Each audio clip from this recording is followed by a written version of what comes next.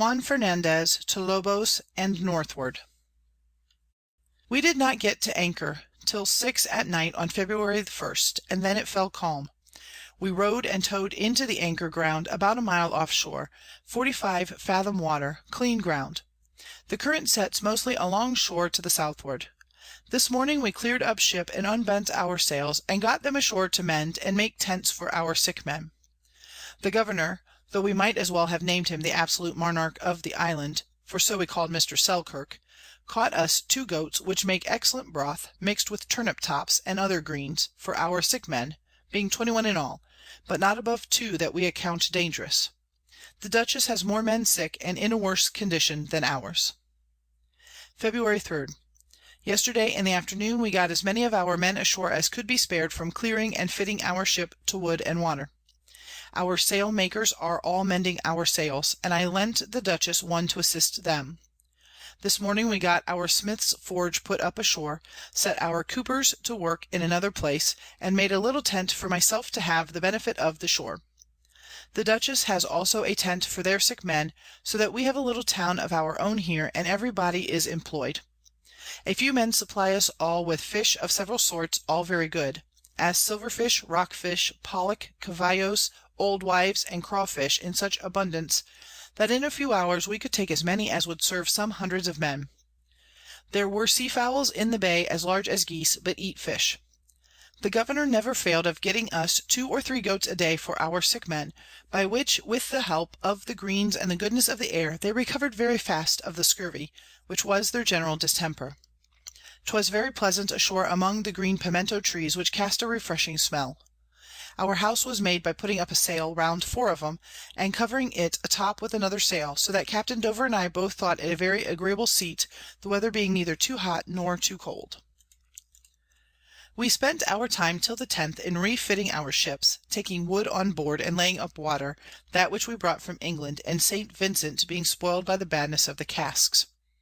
We likewise boiled up about 80 gallons of sea lion's oil, as we might have done several tons, had we been provided with vessels, &c.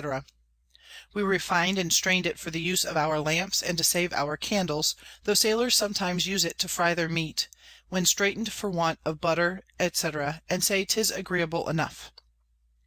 The men who worked ashore on our rigging eat young seals, which they preferred to our ship's victuals, and said was as good as English lamb, though for my own part I should have been glad of such an exchange. We made what haste we could to get all necessaries on board, being willing to lose no time, for we were informed at the Canaries that 5 stout French ships were coming together to these seas. February 11th. Yesterday in the evening, having little or nothing to do with the pinnace, we sent her to the south end of the island to get goats. The governor told us that during his stay he could not get down to that end from the mountains where he lived, they were so steep and rocky, but that there were abundance of goats there, and that part of the island was plainer. Captain Dampier, Mr. Glendall, and the governor, with 10 men, set out in company with the Dutchess's boat and crew, and surrounded a great parcel of goats, which are of a larger sort, and not so wild as those on the higher part of the island where the governor lived. But not looking well to 'em, they escaped over the cliff, so that instead of catching above 100, as they might easily have done with a little precaution, they returned this morning with only 16 large ones, though they saw above 1,000. If any ships come again to this island, the best way is to keep some men and dogs at that part of the island, and sending a boat to them once in 24 hours, they may victual a good body of men, and no doubt but amongst those goats they may find some hundreds with Mr. Selkirk's earmark. February 12th. This morning we bent the remaining sails, got the last wood and water aboard, brought off our men, and got everything ready to depart. The island of Juan Fernandez is nearest of a triangular form, about 12 leagues round. The southwest side is much the longest, and has a small island about a mile long lying near it, with a few visible rocks close under the shore of the great island. On this side begins a ridge of high mountains that run cross from the southwest to the northwest of the island, and the land that lies out in a narrow point to the westward appears to be the only level ground here. On the northeast side 'tis very high land, and under it are the 2 bays where ships always put in to recruit. The best bay is next the middle on this side the island, which is to be known at a distance by the highest Table Mountain right over this bay. You may anchor as near as you will to the shore, and the nearer the better. The best road is on the larboard side of the bay and the nearest the easternmost shore. Provided you get well in, you cannot mistake the road. The other bay is plain to be seen under the north end, but not so good for wood water or landing, nor so safe for riding. In this bay where we rode, there's plenty of good water and wood. The best water is in a small cove about a good musket shot to the eastward of the place I have described. You may ride from a mile to a bow shot off the shore, being all deep water and bold, without any danger round the island, but what is visible and very near in. This bay where we rode is open to near half the compass. The easternmost land in sight bore east by south distance about a mile and a half, and the outermost northwest point of the island lies something without our bay, and bears northwest by west distant a good league. We were about a mile off the shore, and had 45 fathom water, clean sandy ground. We were designed to have ran farther in, and new moored, but Mr. Selkirk informed us that this month proves the fairest in the year, and that during winter and summer, the whole time he was here, he seldom knew the wind to blow off from the sea, but only in small breezes that never brought in a sea, nor held 2 hours. But he warned us to be on our guard against the wind off shore, which blew very strong sometimes. The bay is all deep water, and you may carry in ships close to the rocks, if occasion require. The wind blows always over the land, and at worst along shore, which makes no sea. It's for the most part calm at night, only now and then a flaw blows from the high land over us. Near the rocks there are very good fish of several sorts, particularly large crawfish under the rocks easy to be caught. Also cavallilies, gropers, and other good fish in so great plenty anywhere near the shore that I never saw the like, but at the best fishing season in Newfoundland. Pimento is the best timber, and most plentiful on this side the island, but very apt to split till a little dried. We cut the longest and cleanest to split for firewood. The cabbage trees abound about 3 miles in the woods, and the cabbage very good. Most of them are on the tops of the nearest and lowest mountains. In the first plain we found store of turnip greens and watercresses in the brooks, which mightily refreshed our men, and cleansed them from the scurvy. The turnips, Mr. Selkirk told us, are good in our summer months, which is winter here, but this being autumn they are all run to seed, so that we can't have the benefit of anything but the greens. The soil is a loose black earth, the rocks very rotten, so that without great care it's dangerous to climb the hills for cabbages. Besides, there are abundance of holes dug in several places by a sort of fowls like puffins, which fall in at once and endanger the wrenching or breaking of a man's leg. Mr. Selkirk tells me in July he has seen snow and ice here, but the spring, which is in September, October, and November, is very pleasant, when there's abundance of good herbs, as parsley, purslane, siths in great plenty, besides an herb found by the waterside, which proved very useful to our surgeon for fomentations. 'Tis not much unlike feverfew, of a very grateful smell like balm, but of a stronger and more cordial scent. 'Tis in great plenty near the shore. We gathered many large bundles of it, dried 'em in the shade, and set 'em on board, besides great quantities that we carried in every morning to strow the tents, which tended much to the speedy recovery of our sick men, of whom none died but 2 belonging to the Duchess, viz. Edward Wilts and Christopher Williams. Mr. Selkirk tells me that in November the seals come ashore to whelp and engender, when the shore is so full of 'em for a stone's throw that 'tis impossible to pass through them, and they are so surly that they'll not move out of the way, but like an angry dog run at a man though he have a good stick to beat them, so that at this and their whelping seasons 'tis dangerous to come near them, but at other times they'll make way for a man, and if they did not 'twould be impossible to get up from the water side. They line the shore very thick for above half a mile of ground all round the bay. When we came in they kept a continual noise day and night, some bleating like lambs, some howling like dogs or wolves, others making hideous noises of various sorts, so that we heard 'em aboard, though a mile from the shore. Their fur is the finest that I ever saw of the kind, and exceeds that of our otters. Another strange creature here is the sea lion. The governor tells me he has seen of them above 20 foot long and more in compass, which could not weigh less than 2 ton weight. I saw several of these vast creatures, but none of the above mentioned size. Several of them were upward of 16 foot long and more in bulk, so that they could not weigh less than a ton weight.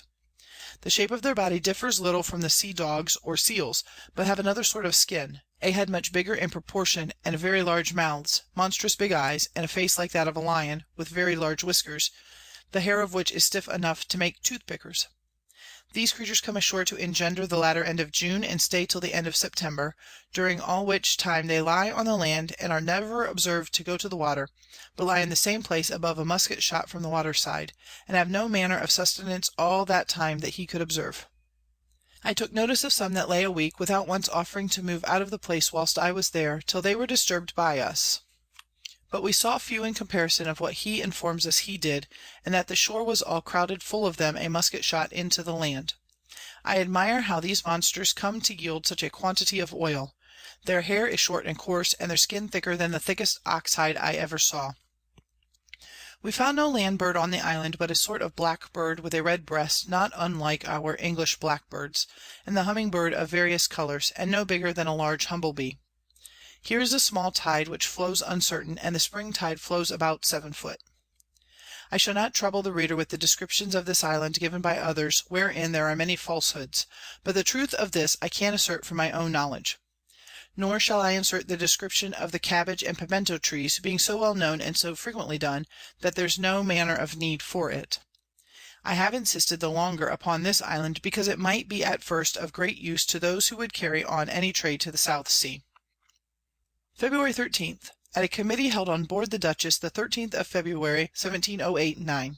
It was agreed as follows: resolved to steer from Juan Fernandez northeast by east for the land, and when come within 6 leagues of the shore to keep that distance, steering along shore to the northward. The next place we design to stop at, to build our boats and land our men, is the island of Lobos de la Mar. In case of losing company, to wait for each other 20 leagues to the northward of the place where we accounted we were when we separated.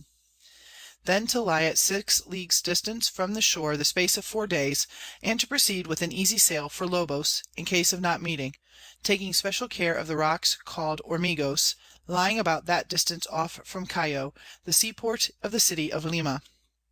In case of seeing one or more sail, the signal for chasing, if not out of call, is to clew up our main top gallant sheets with the yards aloft.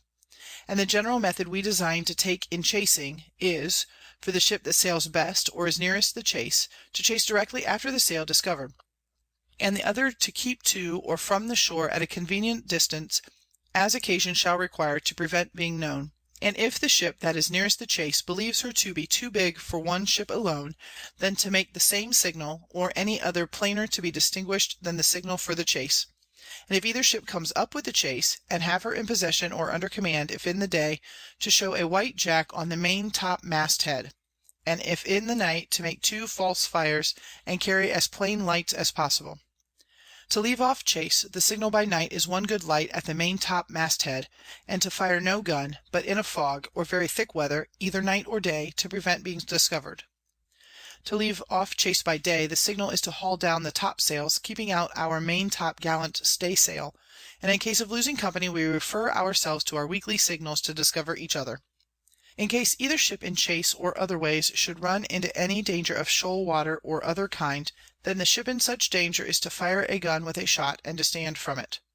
In case of a separation, each ship as they enter Lobos to carry an English pennant at the foretop mast head, and if the other happens to be there she must show her English colours.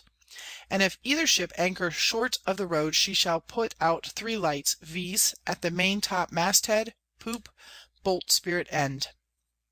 Either ship arriving at Lobos and not finding his consort there, he is immediately to set up 2 crosses, one at the landing place nearest the farther end of the starboard great island going in, with a glass bottle hid under ground 20 yards directly north from each cross, with intelligence of what has happened since parting and what their further designs are. This is to be done and in readiness, that if they give chase or be forced out by the enemy, the missing ship may not want intelligence from her consort. We began this method at Cork, to secure the best place we could possible to rendezvous at, hoping by this means and our signals always to keep company, and know each other through the whole voyage. These directions being something particular, made me insert them in the journal. February 13. Yesterday in the afternoon we sent our yawl a fishing, and got near 200 large fish in a very little time, which we salted for our future spending. This morning we concluded what we began last night, being the foregoing agreement to direct our affairs from this place, and as all our success depends on a strict secrecy, the precautions may not be useless. February 14th. Yesterday about 3 in the afternoon we weighed, had a fair pleasant gale at south-southeast. Mr. Vanbrugh came on board our ship again and exchanged with Mr. Bath, I hope for the best. Course, North latitude 32° 32', longitude west from London 83° 6'. February 16th. Had moderate gales of wind with calms. This morning I went on board the Dutchess with Captain Dover and Captain Dampier and dined there. Wind at south. February 17th. Most part of this 24 hours was calm and cloudy weather. About 10 o'clock we hoisted our boat out, and fetched Captain Courtney and Captain Cook to dine with us. Whilst they were on board, we settled and signed the following instrument, one for each ship, further to secure our methods, and to regulate the affair of plunder, which if well followed will prevent the bad effects of so dangerous an obstacle to our good proceedings, which has proved too hard a task for all others in our time that have gone out on the same account so far from Great Britain, which I believe is chiefly owing either to want of unity or good measures. God be thanked we have a good concord between each ship's company hitherto. At a committee held by the officers of the Duke and Duchess, 17th February, 1708-9.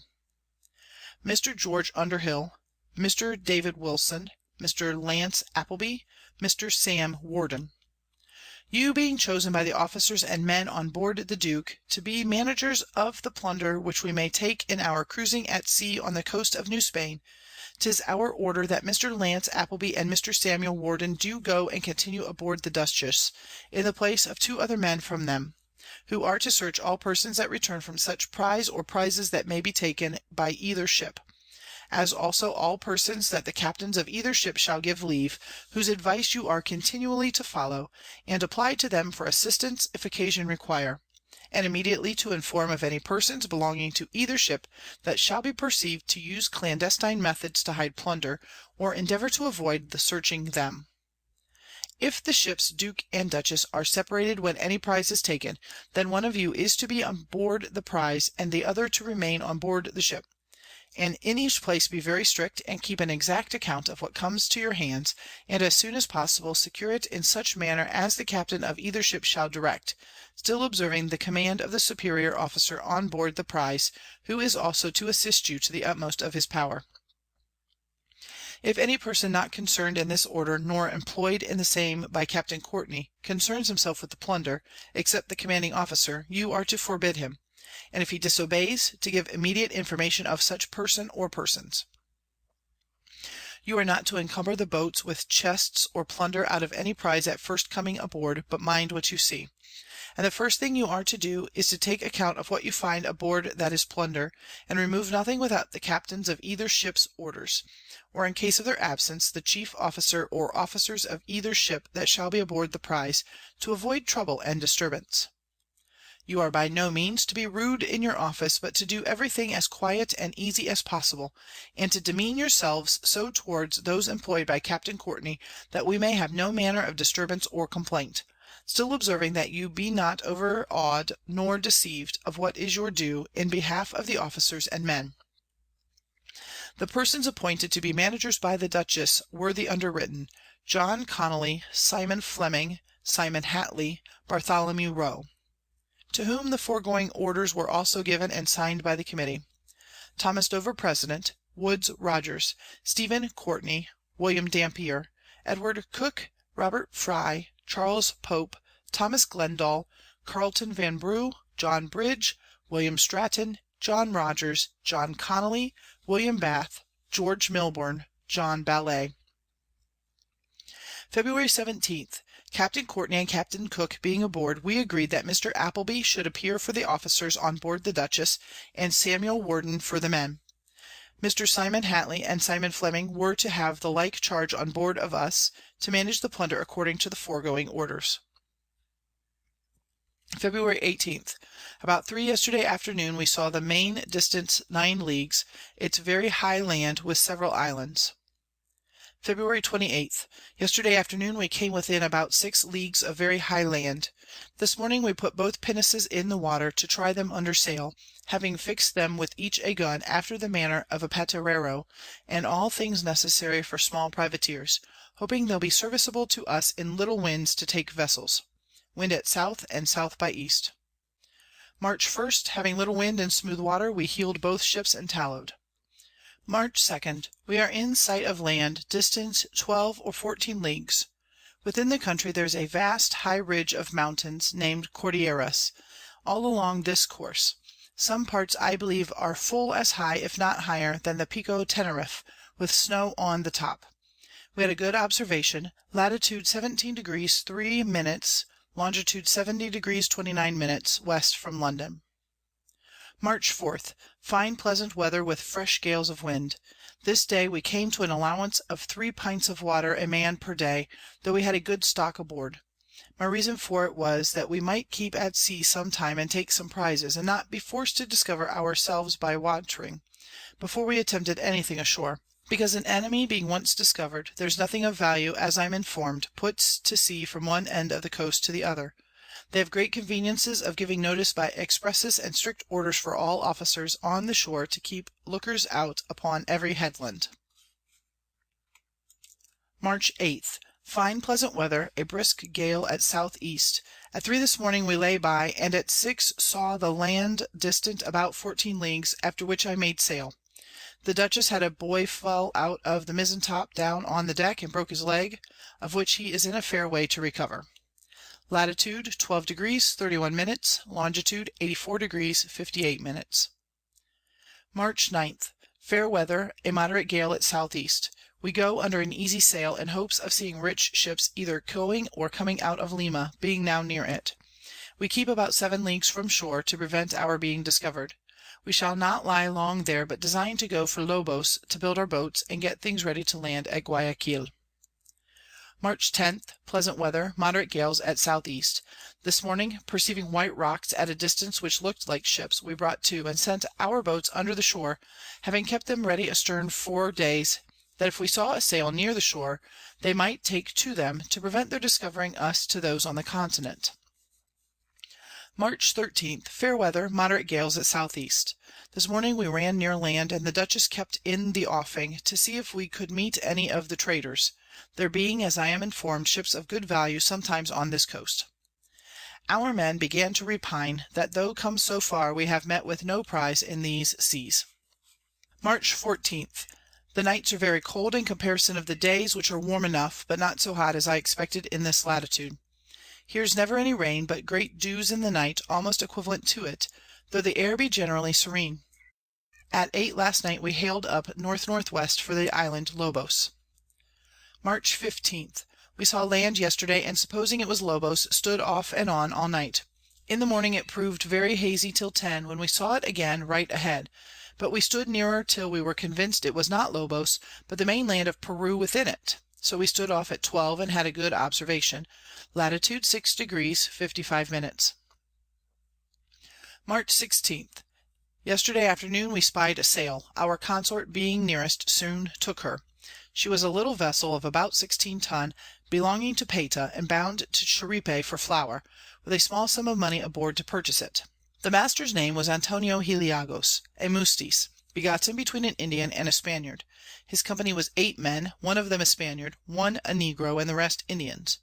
We'd asked them for news, and they assured us that all the French ships, being 7 in number, sailed out of these seas 6 months ago, and that no more were to return, adding, that the Spaniards had such an aversion to them, that at Callao, the seaport for Lima, they killed so many of the French, and quarrelled so frequently with them, that none were suffered to come ashore there for some time before they sailed from thence. After we had put men aboard the prize, we hailed off close on a wind for Lobos, having shot within it, and had we not been better informed by the crew of the prize, might have endangered our ships by running in farther, because there are shoals between the island and the main. The prisoners tell us there had been no enemy in those parts since Captain Dampier, which is above 4 years ago. They likewise informed us that Captain Stradling's ship, the Cinque Ports, who was Dampier's consort, foundered on the coast of Barbacore, where he with 6 or 7 of his men were only saved, and being taken in their boat had been 4 years prisoners at Lima, where they lived much worse than our Governor Selkirk, whom he left on the island Juan Fernandez. This morning we saw the island Lobos, which bore south about 4 leagues at noon. It bore south by west distant 6 miles. We sent our pinnace thither, manned and armed, to see if there were any fishermen upon it and secure them, lest they should discover us to the people on the main. March 17. Yesterday about 5 in the evening we got well into anchor, but found nobody at the Island. We had 20 fathom water, clean ground in the thoroughfare between the two Islands, above a cable's length from each shore. 'Tis a bold going in and a good road, the wind blowing constantly over land. We resolved here to fit out our small bark for a privateer, she being well built for sailing, and this morning we had her into a small round cove in the southernmost island, where we hauled her up dry on the land. The carpenters also got the timber ashore to build our boat for landing men.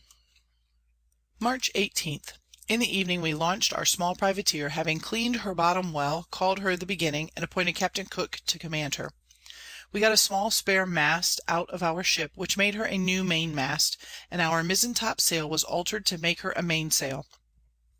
The Dutchess heeled and cleaned their ship. This morning I got all our sick men ashore and built tents for them. The Dutchess also landed hers. We agreed to stay the building of our boat and fitting out the privateer while the Dutchess cruised about the island and in sight of the main. March 19. Yesterday afternoon we sent the yawl a-fishing, got the bark rigged and almost ready, with 4 swivel guns and a deck near finished. This morning the Dutchess sailed a-cruising and appointed to meet the bark off the southeast end of the island. March 20. The bark being got ready, this morning we victualled her out of our ship, and put 20 of ours and 12 of our consort's men aboard her well armed. I saw her out of the harbour with our pinnace, she looks very pretty, and I believe will sail well in smooth water, having all masts, sails, riggings, and materials, like one of the half galleys fitted out for her Majesty's service in England. They gave our ship's company 3 huzzas, and we returned them the like at parting. I told Captain Cook if we should be forced out of the road, or give chase hence, we would leave a glass bottle buried near a remarkable great stone that I showed him, with letters in it, to give an account how it was with us, of the occasion of our departure, and where to meet again. I bid him acquaint Captain Courtney with it. March 22. This morning a Spaniard belonging to us, named Sylvester Ramos, died suddenly, and we buried him at night. Most of our men are healthy, except 2 or 3 who are ill of the scurvy.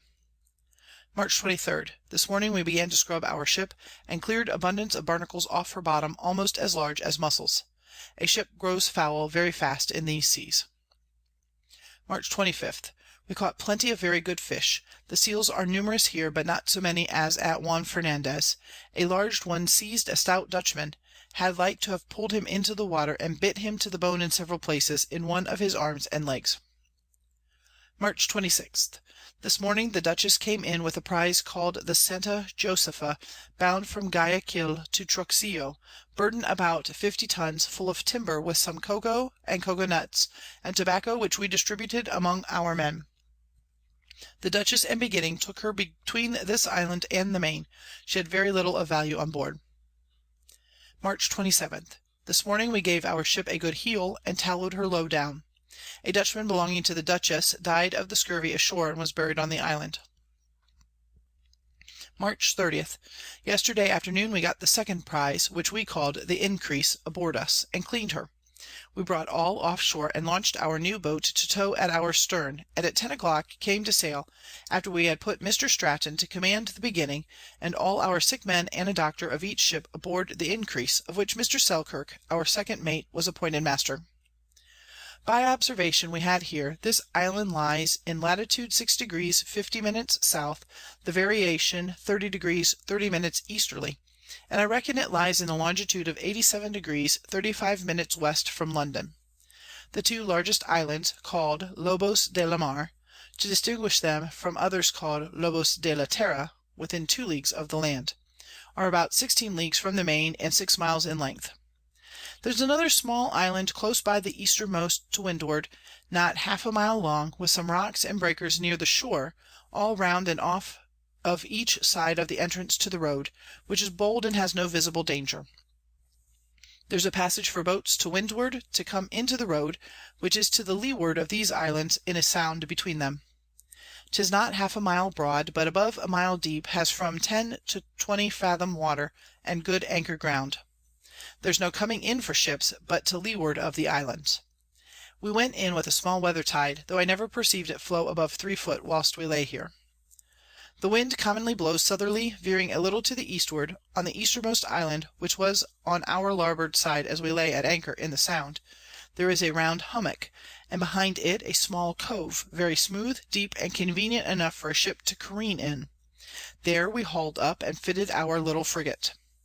The highest part of the island appears in the road not much higher than a large ship's topmast head. The soil is a hungry white clayish earth mixed with sand and rocks. There's no fresh water or green things on the islands.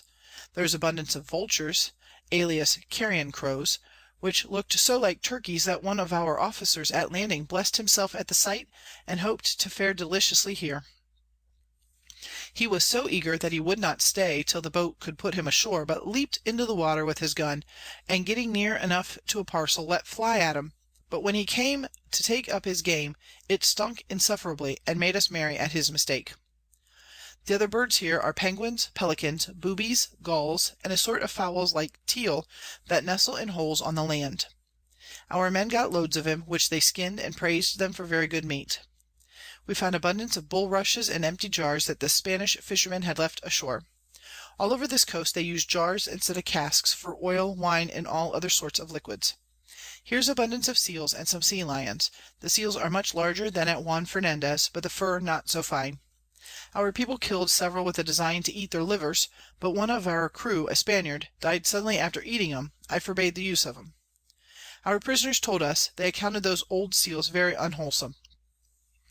The wind, always blowing fresh over the land, brought an ugly, noisome smell above from the seals ashore, which gave me a violent headache, and everybody else complained of this nauseous smell. We found nothing so offensive at Juan Fernandez. Our prisoners tell us they expect the widow of the late Viceroy of Peru would shortly embark for Acapulco with her family and riches, and stop at Payta to refresh, or sail near in sight as customary, in one of the king's ships of 36 guns, and that about 8 months ago there was a ship with 200,000 pieces of 8 aboard, the rest of her cargo liquors and flour, which had passed Payta for Acapulco. She would have been a welcome prize to us, but since she is gone, it's not worth while to follow her. Our prisoners added that they left Señor Morel in a stout ship with dry goods for Lima, recruiting at Payta, where he expected in a few days a French-built ship belonging to the Spaniards to come from Panama richly laden, with a bishop aboard. Payta is a common recruiting place to those who go to or from Lima, or most ports to windward, in their trade to Panama, or any part of the coast of Mexico. Upon this advice we agreed to spend as much time as possible cruising off of Payta, without discovering ourselves, for fear of hindering our other designs. At these islands, Captain Dampier in his last voyage left his ship the St. George at anchor, and went to the East Indies in a Spanish brigantine with about 25 men. After he had plundered Puna in 1704, and watered his small bark near it, he endured many hardships, and for want of his commission to show, which he lost at Puna, he was imprisoned and had all his goods seized in the Indies by the Dutch. Before we came hither, we held a committee, and published an order in both ships, forbidding our officers or men on severe penalties to hold any correspondence or talk anything that in the least concerns the voyage with our prisoners, which was strictly observed to prevent the discovery of our designs to the Spaniards. April 1st, small gales, fair clear weather. This morning I went in our yawl on board the Dutchess, and afterwards spoke with the beginning. We agreed how to act in case we see more than one sail at a time to chase. April 2nd, yesterday in the afternoon we were surprised with the colour of the water, which looked as red as blood for several miles, occasioned by the spawn of fish. This morning at daybreak we spied a sail about 2 leagues to windward. We immediately hoisted out and manned our pinnace, commanded by Mr. Fry, my chief lieutenant, who by 8 in the morning took the ship. She was called the Ascension, built galleon fashion, very high with galleries, burdened between 400 and 500 ton, 2 brothers being commanders, viz. Joseph and John Morel.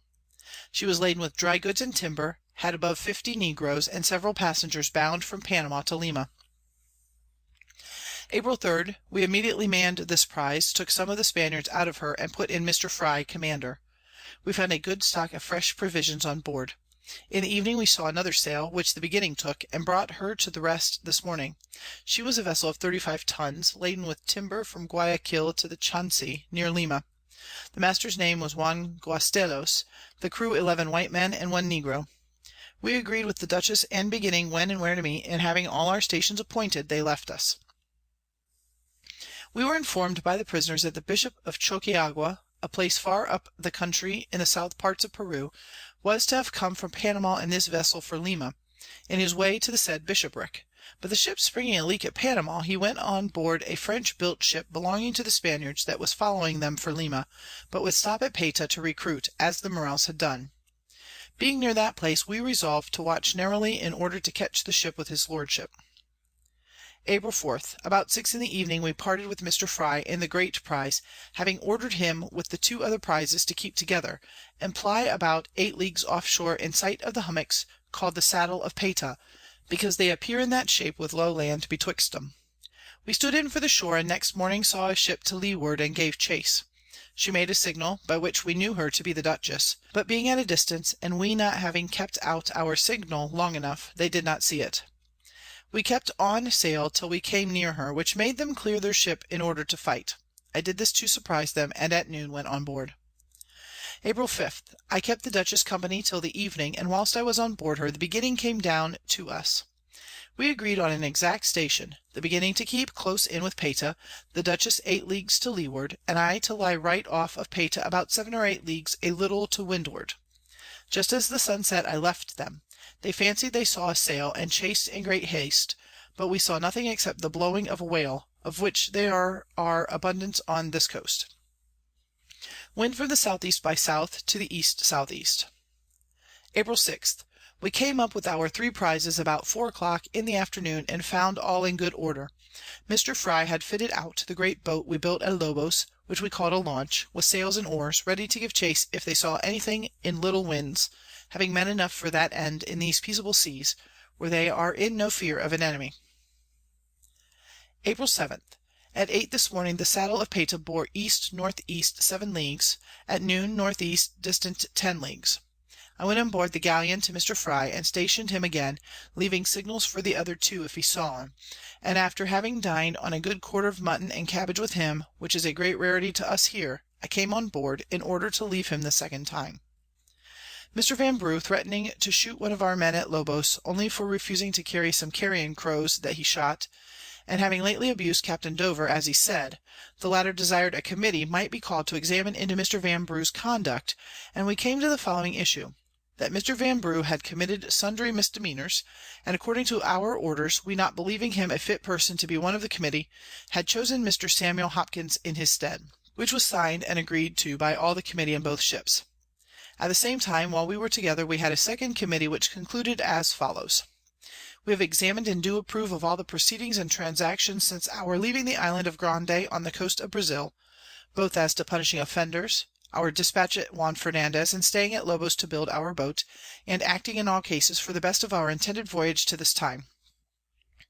In testimony of which we have set our hands the day and year above written, signed by all the chief officers in both ships. April 11. Yesterday afternoon we all met aboard the Duke to consult how to act, for beginning to grow short of water, we can't keep the sea much longer. April 12. This morning we came to a full resolution to land and attempt Guayaquil. In order thereunto we fixed 2 barks, put ammunition and arms aboard them, with our 4 quarter-deck guns and field carriages. And for the management of this expedition, we held a committee, and resolved on the following particulars. At a committee held on board the Duke frigate. We have consulted and examined sundry pilots taken in prizes, and had several meetings on this occasion, being provided with convenient vessels to carry our men, guns, arms, and other necessaries to Guayaquil. We resolved to attempt it, having also consulted the most secret way of managing our attempts on it without discovery. We do approve and appoint Captain Thomas Dover, Captain Woodes Rogers, and Captain Stephen Courtney to command the men designed to land in 3 equal parties, except 21 men with Captain William Dampier and Mr. Thomas Glendall, who are to manage and take care of the guns, ammunition, provisions, etc., which we agree to be lodged in a convenient place, as near as possible to the best landing place nearest the waterside, in order to take care and help ship off the effects that we may take in the town, who are also to serve either commander where most wanted. We leave the management of this expedition wholly to the prudent conduct of the above commanders, whom we heartily wish and desire to consult each other on all occasions, as the most promising method to succeed and keep our designs secret, which is the only way to prevent the enemies removing their wealth or giving us a vigorous reception. This is our opinion, in witness whereof we have set our hands the 12th day of April, 1709. Signed by all the chief officers in both ships. Memorandum. We have considered the opinion of the foregoing committee signed this day, and do jointly concur with them, and accordingly design to prosecute it with our lives and fortunes to the utmost of our power and judgment. Witness our hands this 12th day of April, 1709. Thomas Dover, President. Woodes Rogers, Stephen Courtney.